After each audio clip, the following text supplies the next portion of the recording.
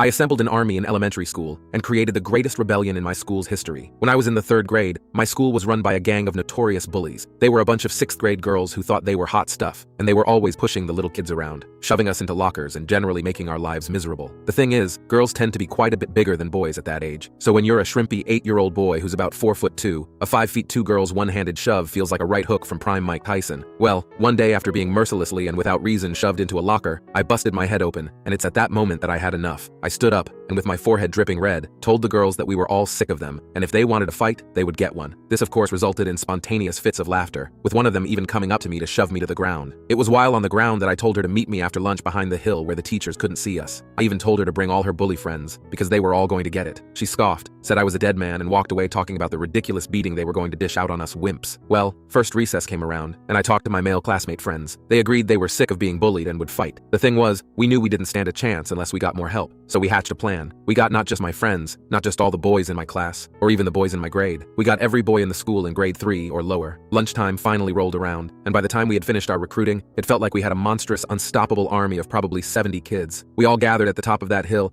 and I felt like Alexander the Great marching into Babylon. We all waited for the girls to show up, and thankfully they did. Well, as soon as they saw us, they all turned white. They literally froze in place looking at us, and I saw them turn around looking to leave. However, we didn't even give them a chance. Instead, we just charged down that hill at full speed. 70 kids were charging at them full speed, some as young as 5, all of us screaming our heads off with our fists in the air. We felt like the heart of the French Revolution, and the second we reached those girls, it was glorious. We didn't slow down or stop to fight them. We simply ran through them. They all screamed as they were being bounced around like ping-pong balls by the stream of little bodies throwing themselves at them. Every single one of them was knocked down, and as I was standing over the screeching girl who shoved me, watching her get pummeled repeatedly by tiny fists and feet, I felt a great glory wash over me. By the time the battle was done, I felt like a Viking leader, watching the enemy get up and flee the scene in tears. Unfortunately, life wasn't sunshine and rainbows after. All the boys in my class were called into the principal's office, and 8 of us were given week-long after-school detentions. Luckily for us, our teacher was extremely chill. She knew about the bullying, and let us just bring in snacks and watch movies for the entirety of detentios.